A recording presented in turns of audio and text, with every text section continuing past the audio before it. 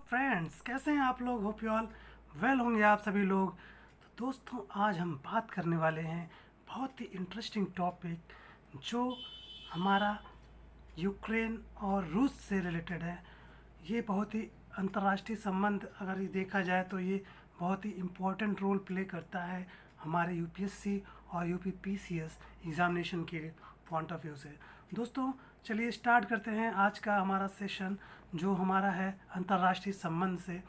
तो इस सेशन में दोस्तों हम जनवरी 2021 से लेकर के मार्च 2022 तक के जो भी हमारे इवेंट्स हुए हैं, जितने भी हमारे करंट अफेयर्स रिलेटेड क्वेश्चंस हुए हैं इंटरनेशनल रिलेशन से संबंधित, उसको हम कवर करेंगे दोस्तों। और लगभग जो टॉपिक हैं उनको हम अलग अलग वीडियोस में डिवाइड कर रहे हैं, जो लास्ट में जा कर के हम सबको मर्ज करेंगे। और मोस्टली उसके बाद क्या होगा दोस्तों, आप जब यूपीएससी या यूपीपीसीएस का एग्ज़ामिनेशन देंगे तो ये इसको लास्ट में जा कर के आपको देखना है।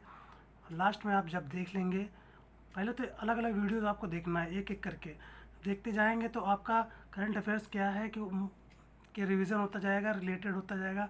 जो ये हमारा दोनों एक तरह से देखा जाए तो यूपीएससी के प्री और आईएएस प्री और मेंस दोनों के पॉइंट ऑफ व्यू से बहुत ही इम्पोर्टेंट टॉपिक है। तो दोस्तों, ज़्यादा देर ना करते हुए हम स्टार्ट करते हैं आज का सेशन। और ये सेशन देखिए अब स्टार्ट हो रहा है। तो दोस्तों, पहले तो हम लोग देख लेते हैं क्या क्या हम कौन कौन सा इंटरनेशनल रिलेशंस में जितने टॉपिक्स हैं इसका स्क्रीनशॉट आप ले लीजिए। तो देखिए यहाँ पे रूस यूक्रेन संबंध, संघर्ष, अफगानिस्तान पर क्षेत्रीय, तो ऐसे जो टॉपिक हमारे हैं लगभग ऑलमोस्ट, तो बात किया जाए तो लगभग 80 to 90 टॉपिक्स दिए गए हैं। इनको हम कवर करेंगे, अलग अलग वीडियोस बनेंगी, लेकिन लास्ट में इसको सब मर्ज कर दिया जाएगा जिससे कि आपका एक ही वीडियो में सभी इंटरनेशनल रिलेशंस आ जाएं। चलिए दोस्तों, पहला जो हमारा जो है इस समय बहुत ही क्रूशल मूवमेंट चल रहा है हमारे इंटरनेशनल, जिससे कि रूस और यूक्रेन में जो एक वार का वार सा लगा पड़ा है। दोनों एक दूसरे को क्या किस वजह से ये दोनों के बीच में युद्ध हुआ है, पहले इसको हम लोग को जानना बहुत ज़रूरी है, क्योंकि बिना जाने हम लोग नहीं संघर्ष वो निष्कर्ष निकाल सकते कि दोनों में कौन सही है कौन गलत है, दोनों कंट्री में से। तो दोस्तों, स्टार्ट करते हैं, ज़्यादा लंबा ना खींचते हुए शुरू करते हैं आज का सेशन। तो दोस्तों, ये देखिए, तो यूक्रेन और रूस का जो संघर्ष है हमारा, उसके संदर्भ में हम पहले बात करते हैं। तो यूक्रेन संकट सीमा से बाहर हो गया है। तो यूक्रेन संकट तो सीमा से बाहर हो गया। रूस यूक्रेन के कथित विषैन्यकरण और नाजी प्रभाव मुक्त डीमिलिटराइज एंड डिनेजिफाई के लिए आक्रमण करके पूर्वी यूक्रेन कौन है, डोनबास क्षेत्र, जो डोनबास क्षेत्र है कि डोनेट्स, ठीक है, डोनेस्क और लुहास्क, दो ये क्षेत्र पूछ सकता है कि कौन से क्षेत्रों को कब पर आक्रमण पूर्वी यूक्रेन पर रूस ने किया है। तो ये हो जाएगा डोनेट्स और लुहांस्क विद्रोही क्षेत्रों को मान्यता प्रदान कर रहा है। ठीक है, चलिए आगे बढ़ते हैं। मॉस्को के बात किया जाए तो मॉस्को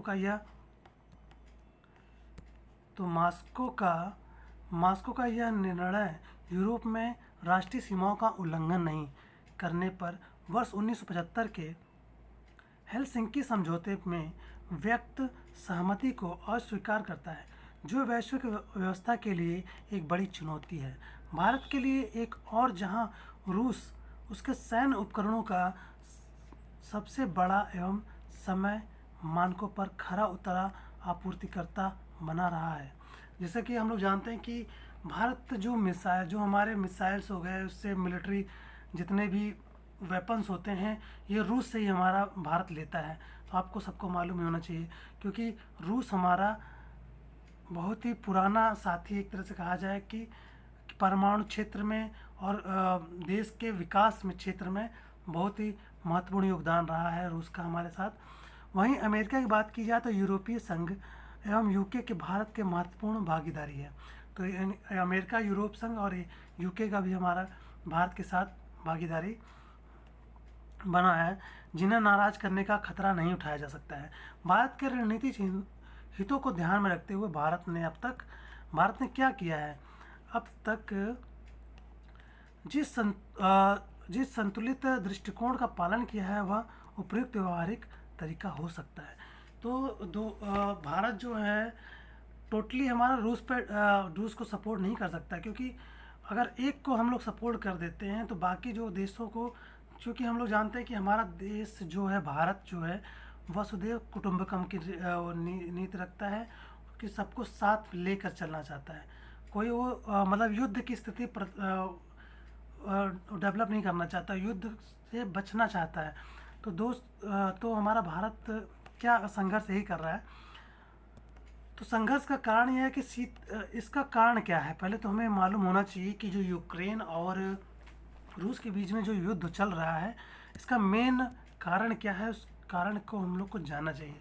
तो शीत युद्ध के बाद युग में मध्य यूरोपीय क्षेत्रों को लेकर संघर्ष और गौरवपूर्ण रूसी अतीत को पुनर्जीवित करने की इच्छा यूक्रेन संकट के मूल में है। ओके, तो इसके बाद क्या हुआ, यूक्रेन और रूस सैकड़ों वर्षों के सांस्कृतिक भाषाई पारिस्थितिक संबंधों की साझेदारी करते हैं। जैसे कि हम लोग जानते हैं यूक्रेन जो है पहले यूक्रेन जो है रूस का एक पार्ट था, जो टूट करके एक देश बन गया। सैकड़ों वर्षों से ये क्या है कि दोनों की लगभग आधे जो नागरिक हैं हमारे यूक्रेन के, वो रूसी भाषा मतलब ये लैंग्वेज जानते हैं। तो ऐसे मतलब कह सकते हैं कि उसमें रूस के भी बहुत लोग हैं। तो इस तरह से हम लोग आगे बढ़ते हैं और जानना चाहते हैं और जानने की कोशिश करते हैं कि आखिर क्या है इन दोनों के बीच में वार होने का मेन कारण क्या है, उसको हम लोग पता लगाना बहुत ज़रूरी है। रूस में और यूक्रेन के जातीय रूप से रूसी भागों में कई लोगों के लिए दोनों देशों की साझा विरासत एवं भावनात्मक मुद्दा है, जिसका चुनावी और सैन्य उद्देश्यों के लिए दोहन होता रहा है। सोवियत संघ के एक भाग के रूप में यूक्रेन रूस के बाद दूसरा सबसे शक्तिशाली सोवियत गणराज्य था। तो यहाँ देखिए कि रूस के बाद दूसरा सबसे शक्तिशाली गणराज्य कौन सा था, ये रूस हमारा यूक्रेन ही था। और रणनीतिक, आर्थिक एवं सांस्कृतिक रूप से महत्वपूर्ण स्थिति रखता था। ठीक है, तो ये दोनों बहुत ही पावरफुल हमारे ये कंट्री थे। क्षेत्रीय शक्ति संतुलन यूक्रेन का रूस एवं पश्चिम के बीच एक महत्वपूर्ण बफर क्षेत्र होना, नाटो की सदस्यता पाने का यूक्रेन का प्रयास और काला सागर क्षेत्र में रूस के हितों के साथ ही यूक्रेन। अब एक बात करेंगे कि क्या था कि किसकी वजह से ये जब नाटो में सदस्य पाना, यूक्रेन जो है सबसे बड़ा ये था कि वो नाटो की सदस्यता पाना चाहता था। अब नाटो के बारे में हम आगे बात करेंगे, क्या बात है उसकी। प्रयास काला सागर क्षेत्र में रूस के हितों के साथ ही यूक्रेन। ठीक है, यूक्रेन के लिए दोनों देशों की साझा विरासत एवं भावनात्मक मुद्दों एवं उसका चुनावी और सैन्य उद्देश्यों के लिए दोहन होता रहा है। सोवियत संघ के एक भाग के रूप में यूक्रेन रूस के बाद दूसरा सबसे शक्तिशाली सोवियत गणराज्य था और रणनीतिक, आर्थिक एवं सांस्कृतिक रूप से महत्वपूर्ण स्थिति रखता था। ये तो हमें मालूम है। चलिए नेक्स्ट आगे बढ़ते हैं, ये 2 बार हो गया। तो अब क्या था, क्षेत्रीय शक्ति संतुलन यूक्रेन का रूस एवं पश्चिम के बीच एक महत्वपूर्ण बफर क्षेत्र होना, नाटो की सदस्यता पाने का यूक्रेन का प्रयास और काला सागर क्षेत्र में रूस के हितों के साथ ही यूक्रेन में विरोध प्रदर्शन जारी वर्तमान संघर्ष के प्रमुख कारण थे। जैसे कि वही अब हमने बताया था, ये शायद 2 बार हो गया हमारा। तो मेन कारण यही था कि रूस का यूक्रेन का नाटो की सदस्यता पर ज़्यादा फोकस करना, नाटो की सदस्यता वो लेना चाहता था, जिसकी वजह से ये यूक्रेन और रूस के बीच में ये विवाद उत्पन्न हुए। वर्तमान परिदृश्य की बात की जाए तो क्या स्थिति हमारी इस समय है। तो दोस्तों, वर्तमान परिदृश्य यह है कि यह संघर्ष द्वितीय विश्व युद्ध के बाद से यूक्रेन में एक राज्य द्वारा दूसरे राज्य पे किया गया सबसे बड़ा हमला है। तो एक राज्य से दूसरे राज्य पर किया गया सबसे बड़ा हमला है। इसके साथ ही यह 1990 के दशक में चले बाल्कन संघर्ष के बाद का पहला बड़ा संघर्ष है। तो आप पूछ सकते हैं कि किस संघर्ष के बाद का ये सबसे बड़ा संघर्ष है, तो ये हो जाएगा हमारा बाल्कन संघर्ष के बाद। यूक्रेन पर रूस के आक्रमण के साथ वर्ष 2014 के मिन्स्क प्रोटोकॉल, ये याद करिएगा कौन सा प्रोटोकॉल है, मिन्स्क प्रोटोकॉल, और वर्ष 1997 के रूस और नाटो एक्ट जैसे समझौते लगभग, ठीक है, निष्प्रभावी हो गए हैं। तो इन दोनों के बीच में कोई समझौता हुआ था जिसके कारण रूस और नाटो एक्ट के तहत, तो उसके तहत ये निष्प्रभावित हो रहा है। G7 देशों के यूक्रेन पर रूस के आक्रमण की कड़ी निंदा की गई है। ठीक है, G7 देश जो हमारे हैं, G7 देश जो हैं, उन्होंने यूक्रेन और इस रूस के आक्रमण की कड़ी निंदा की है। ठीक, चलिए आगे बढ़ते हैं। कड़ी निंदा की है। अब क्या उनके आगे बात की है। प्रतिक्रिया में अमेरिका, यूरोपीय संघ, यूके, ऑस्ट्रेलिया, कनाडा और जापान द्वारा रूस की प्रतिबंध भी लगाए गए हैं। तो रूस पे क्या है, प्रतिबंध भी लगा दिया गया है।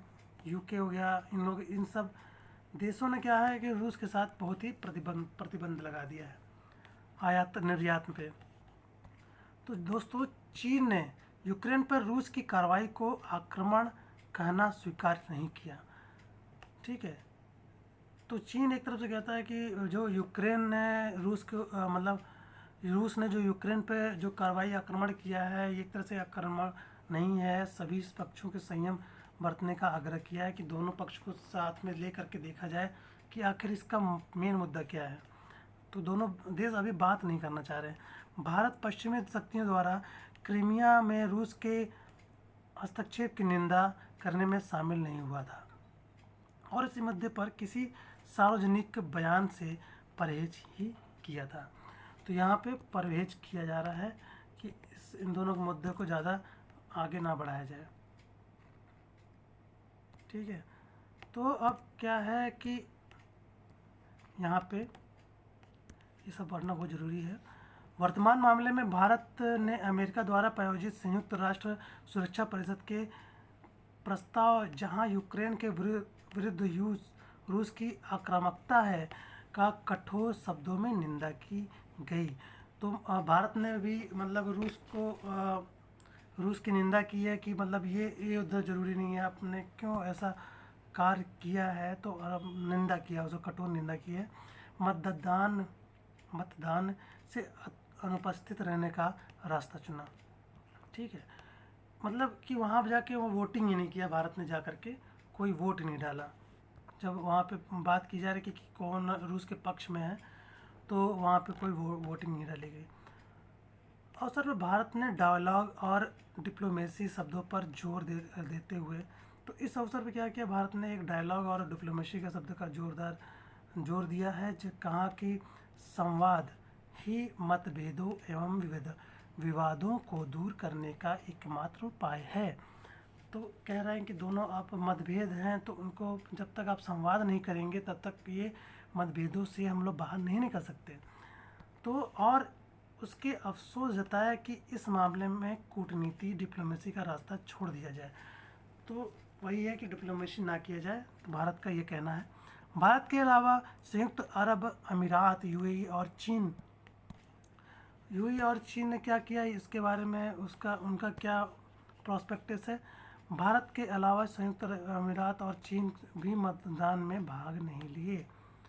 तो यूएई और चीन सब बाहर थे, उन्होंने इसमें पार्टिसिपेट ही नहीं किया। रूस का पक्ष और दृष्टिकोण की बात की जाए तो रूस का दृष्टिकोण यह है कि रूस ने क्या पक्ष अपना रखा, उसके बारे में हम लोग जानने की कोशिश करते हैं। कि दृष्टिकोण यह है कि नाटो के विस्तार ने सोवियत संघ के विखंडन से पूर्व किए गए वायदों का उल्लंघन किया है। तो उसने क्या किया, बताया कि जो सोवियत संघ के विखंडन से जब यूनियन इससे टूटा था, तो उसका उल्लंघन किया है इसने, कि नाटो में यूक्रेन का प्रवेश रूस के लिए खतरे की स्थिति को पार कर जाएगा। तो वही ये कह रहा है कि यूएन से उसने कहा कि नाटो अगर यूक्रेन नाटो का सदस्य बन जाता है, यूक्रेन अगर नाटो का सदस्य बन जाता है तो रूस के लिए क्या है, खतरे की स्थिति वहाँ पे उत्पन्न हो जाएगी, और नाटो की रणनीति मुद्रा रूस के लिए एक सतत सुरक्षा खतरा उत्पन्न करती है।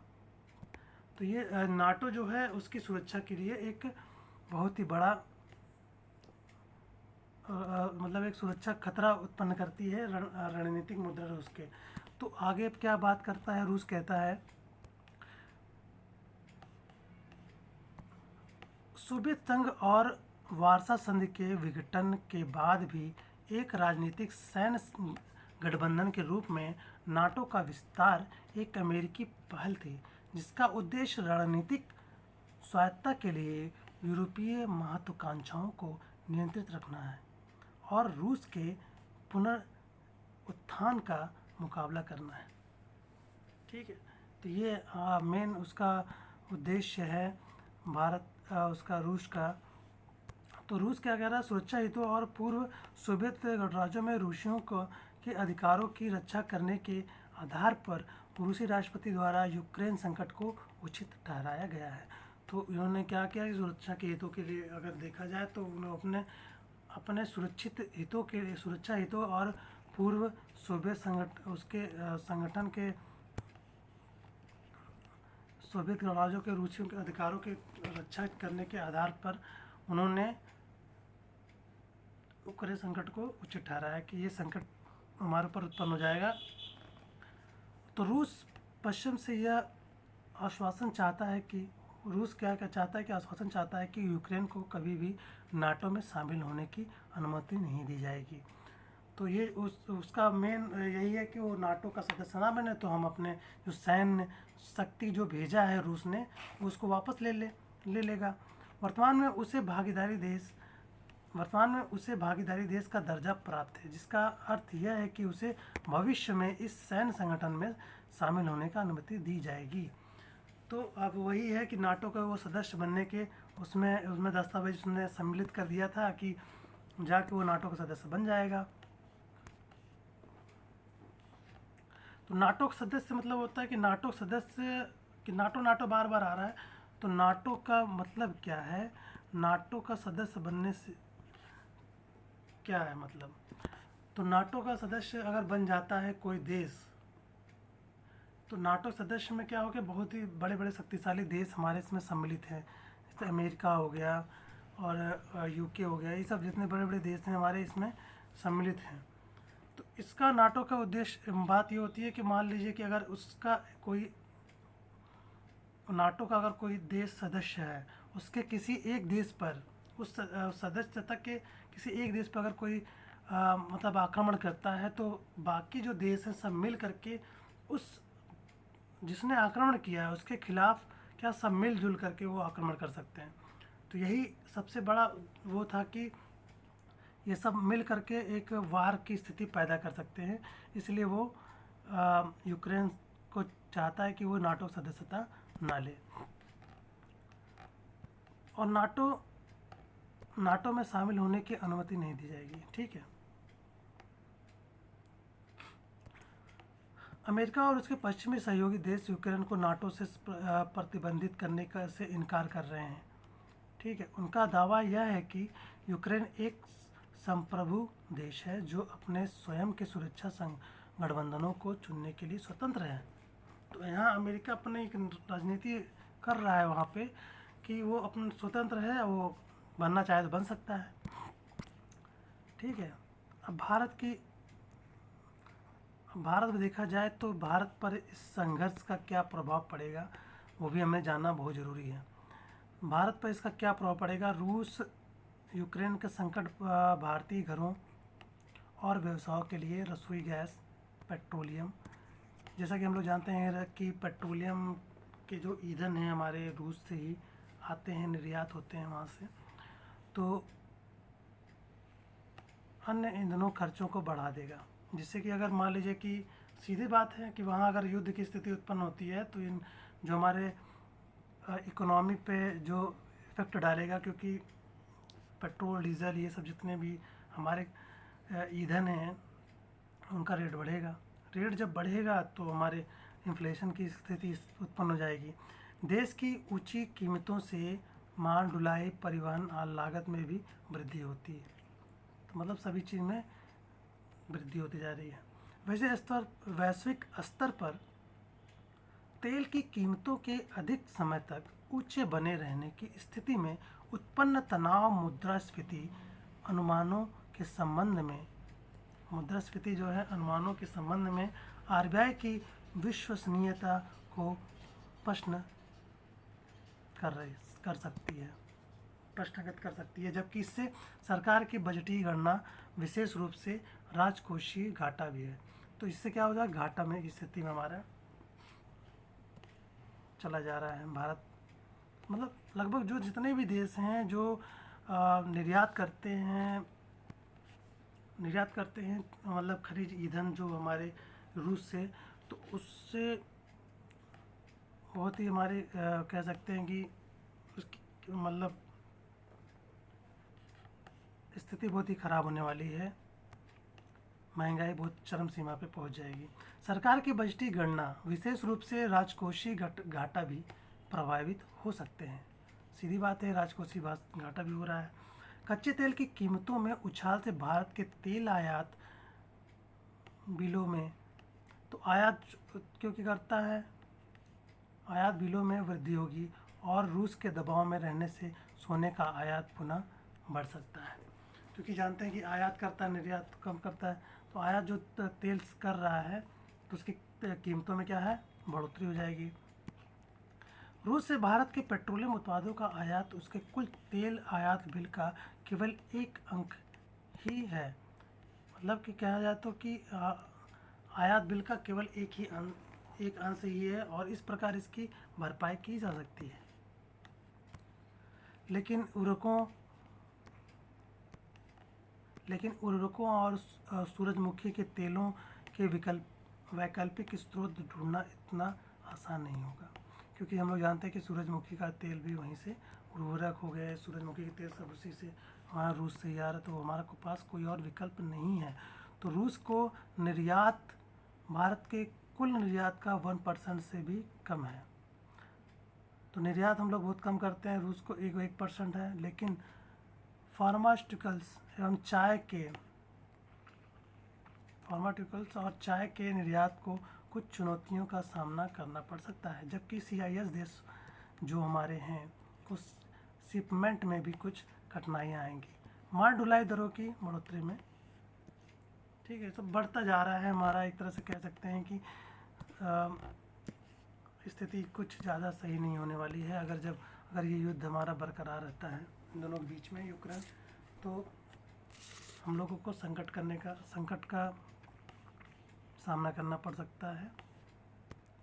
आर्थिक संकट उत्पन्न हो रहा है देश में, करना पड़ सकता है। ठीक है, आगे की राह की बात की जाए, अब आगे हो क्या सकता है, और उसके बाद में तत्काल युद्ध विराम। ठीक है, युद्ध विराम शीत युद्ध काल के विपरीत वर्तमान में वैश्विक अर्थव्यवस्था घनता से एकीकृत है। लंबे समय तक चलने वाले संघर्ष की लागत बहुत गंभीर हो सकती है, जो अभी भी यूक्रेन में जीवन की हानि और पीड़ा के रूप में प्रकट होने लगी है। कि जैसे हम लोग जान रहे हैं कि वहाँ पर युद्ध की स्थिति इतनी खराब है कि वहाँ पे जीवन की हानि हो रही है और सभी लोग वहाँ से माइग्रेट हो चुके हैं। अब तक देखा जाए तो काफ़ी लोगों जो वहाँ पर हैं, कुछ बाकी वहाँ पर हैं, लेकिन बहुत ही दयनीय स्थिति है वहाँ पे। दुनिया अभी भी जैसे कि हम लोग जानते हैं कि दुनिया अभी भी कोविड-19 महामारी से जूझ रही है, जिससे निर्धनतम जो देश, मतलब बहुत ही गरीब देश जो हैं और लोगों को सर्वाधिक प्रभावित किया है। ऐसे समय पर विश्व एक युद्ध प्रेरित मंदी का सामना कर सकने में अक्षम ही होगा। सीधी बात है, मंदी का दौर स्टार्ट हो जाएगा। यह दायित्व रूस पर है कि वह तत्काल युद्ध विराम अब ये रूस के ऊपर डिपेंड करता है कि अगर वो तत्काल युद्ध विराम लगा देता है तो फिर दोनों पक्षों में वार्ता करे। संघर्ष आगे बढ़ाना उपयुक्त नहीं है। तो यही है कि उन दोनों के बीच में संघर्ष ना हो, वार्ता करें। वार्ता करके ही किसी भी बड़े बड़े उलझनों का सलूशन निकाला जा सकता है। तो वार्ता करना बहुत ही ज़रूरी है। यूरोप के लिए नई सुरक्षा व्यवस्था जिस तरीके से रूस ने कथित गलत को सही करने का निर्णय लिया है उसे तर्कसंगत ठहराएं। उसको तर्कसंगत ठहराना बहुत ज़रूरी है। अब आगे और भी है जो भी हमारे यूरोप के लिए नई सुरक्षा व्यवस्था जिस तरह के रूस से कथित, ठीक है, गलत सही है, ये सब बात कर रहे हैं।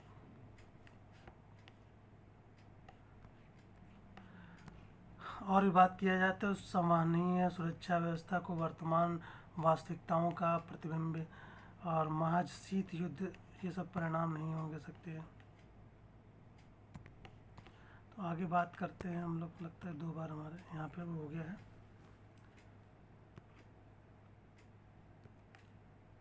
मिन्स्क शांति प्रक्रिया को पुनर्जीवित करना स्थिति का एक व्यवहारिक समाधान मिन्स्क शांति प्रक्रिया है। मिन्स्क शांति प्रक्रिया है, ये बहुत ही इम्पोर्टेंट है। इस प्रकार पश्चिम अमेरिकी, ठीक है, अमेरिका अन्य जो देश हैं दोनों पक्षों को बातचीत फिर से शुरू करने और सीमा पर सापेक्ष शांति बहाली के लिए मिन्स्क समझौतों के अनुरूप प्रतिबंधों की पूर्ति करने के लिए प्रेरित करना चाहिए। तो यही कह रहे हैं कि मिन्स्क पीस की समझौता है, मतलब शांति के लिए समझौता करना चाहिए दोनों के देशों के बीच में। तो और ये जितने अमेरिका अन्य पश्चिमी देश हैं उनका भी पक्ष रखना चाहिए दोनों को मिला के। इससे क्या होगा, हमारा भारत की राह के बारे में हम लोग देखते हैं आगे।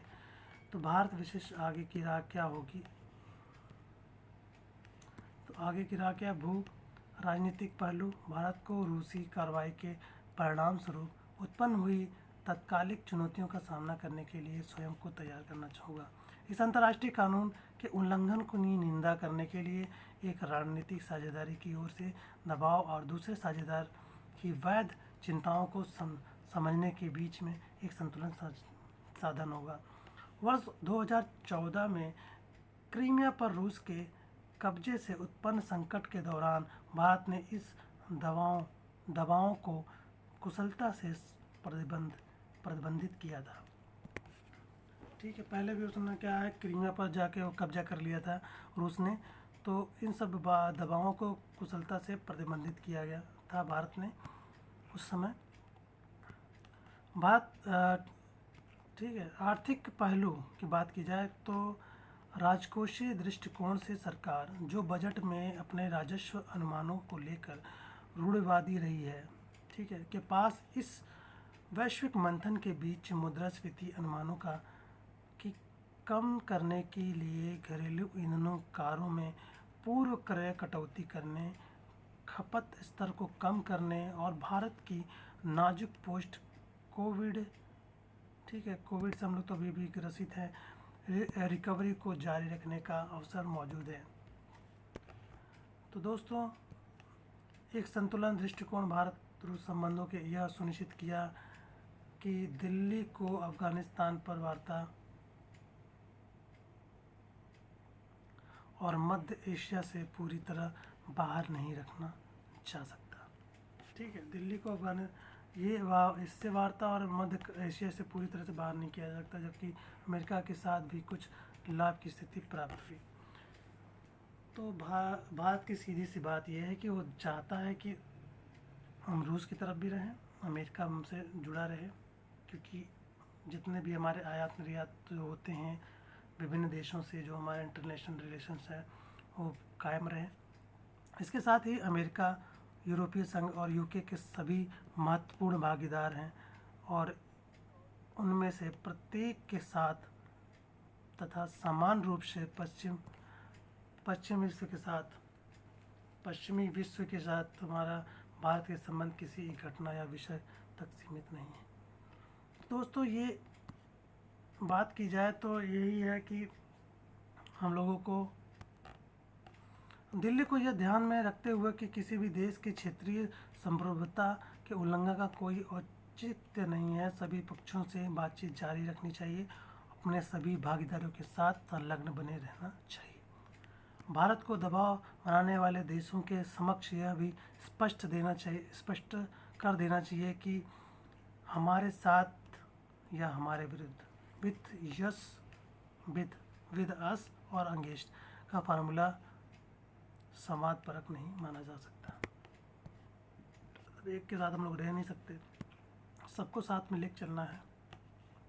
सभी पक्षों के लिए सर्वोत्कृष्ट राह यह है कि वे एक कदम पीछे हटे और समग्र युद्ध की संभावना को समाप्त करने पर ध्यान केंद्रित करें, बजाय इसके कि विश्व में विभाजन उत्पन्न हो और एक बार फिर शीत युद्ध की स्थिति बने। तो ये सीधी सी बात ये है कि रूस और इन दोनों को आकर के एक समझौता करना चाहिए, जिससे कि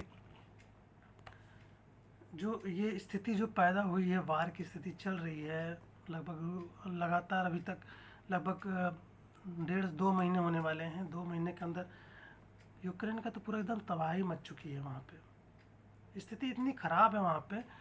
तो इन दोनों देशों के जो हैं प्रधानमंत्री हैं, उनको अपना जाके बातचीत करनी चाहिए और इसको विराम देना चाहिए। इससे कई सारे देश जो हैं पूरी तरीके से